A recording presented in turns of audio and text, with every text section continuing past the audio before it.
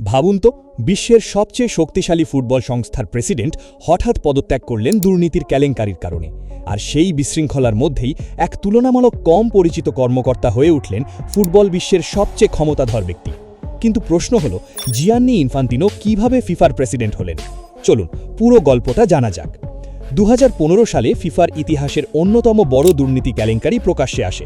বহু শীর্ষ কর্মকর্তা ঘুষ ও দুর্নীতির অভিযোগে তদন্তের মুখে পড়েন। এর কিছুদিন পর দীর্ঘদিনের ফিফার প্রেসিডেন্ট সেপ ব্ল্যাটারও নিষেধাজ্ঞার মুখে পড়েন এবং পদ ছাড়তে বাধ্য হন। ফিফা তখন নেতৃত্বহীন। বিশ্বজুড়ে ফুটবল ভক্তরা নতুন নেতৃত্বের অপেক্ষায়। এই সময় আলোচনায় আসেন একজন সুইস ইতালীয় আইনজীবী জিয়ান্নি ইনফান্তিনো। ইনফান্তিনো তখন ফিফাতে নয়, ইউএফার সেক্রেটারি জেনারেল ছিলেন। তিনি মূলত ইউরোপীয় ফুটবলের প্রশাসনিক কাজ পরিচালনা করতেন এবং ইউএফা চ্যাম্পিয়ন্স লিগ ও ইউরোর মতো বড় টুর্নামেন্টের ব্যবস্থাপনায় গুরুত্বপূর্ণ ভূমিকা পালন করেছিলেন। প্রথম দিকে তিনি প্রেসিডেন্ট পদে প্রার্থীই ছিলেন না, কিন্তু ইউএফার তৎকালীন সভাপতি মিশেল প্লাতিনি নিষেধাজ্ঞার কারণে নির্বাচনে অংশ নিতে না পারায় পরিস্থিতি বদলে যায়। এরপর ইউএফা ইনফান্তিনোকে প্রার্থী হিসেবে সমর্থন দেয়। 2016 সালের 26শে ফেব্রুয়ারি সুইজারল্যান্ডের জুরিখে ফিফা প্রেসিডেন্ট নির্বাচন অনুষ্ঠিত হয়। ইনফান্তিনোর প্রতিদ্বন্দ্বী ছিলেন শেখ সালমান বিন ইব্রাহিম আল খালিফা, প্রিন্স আলী বিন আল হুসেন সহ আরও কয়েকজন। প্রথম রাউন্ডে কেউই প্রয়োজনীয় সংখ্যাগরিষ্ঠ ভোট পাননি।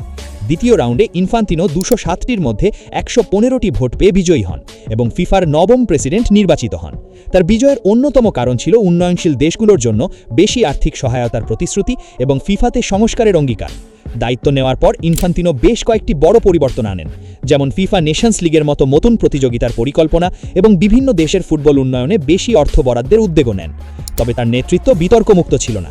বিভিন্ন সময় স্বচ্ছতা, প্রশাসনিক সিদ্ধান্ত এবং কাতার বিশ্বকাপ নিয়ে তাকে সমালোচনার মুখেও পড়তে হয়েছে।